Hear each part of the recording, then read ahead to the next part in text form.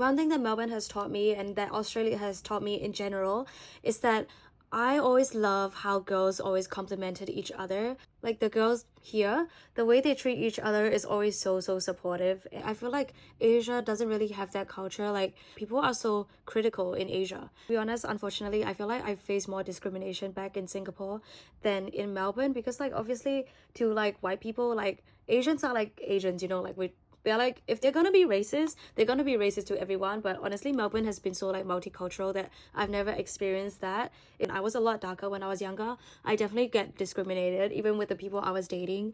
Like there was this one time where it was Chinese New Year and this guy had all his friends over, and I was also invited to his house for some reason, and the whole time when he was with his friends playing mahjong, he literally like ignored me, and I was in the corner, and he pretended not to know me while his parents were there, which is so weird because I'm obviously in your house, dude. Like, who? But then I realized that okay, like I wasn't Chinese enough for him. Like in Melbourne, I feel like everyone is low key like a dreamer in like the best way. Everyone is like hustling. They have like 2 or 3 jobs. They do content on the side.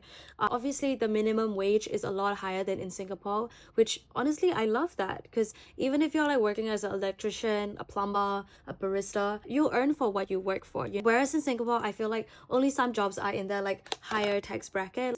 When I tell someone that like okay, I want to start my own business in the future, no one's going at me like oh like it's not gonna work out because I said the same thing to one of my Singaporean friends and that was the response I got. But in Australia, like everyone has tried and failed multiple times and it's so refreshing. I've met so many people a lot older, like maybe in their 40s, 50s, restarting their career, redirecting their career path, trying out something new, like completely switching their careers. I'm like, I love that. Like you're finally doing something you love. I haven't really met people like that. I'm sure they exist, but in Asia culture, it's more like, oh no, like you failed. Like that stigma is really strong. Like maybe it's the fact that I still feel like I am in a new country and Australia is kind of like big. There's so many like content creators everywhere. I feel like no one knows me, so like I feel kind of like invincible, like I can actually like do anything I want online, whereas Singapore is a lot smaller, and if you do have some kind of social following, I feel like everyone like automatically knows you. Like no one would bat an eye if I went out with like a full glam makeup look,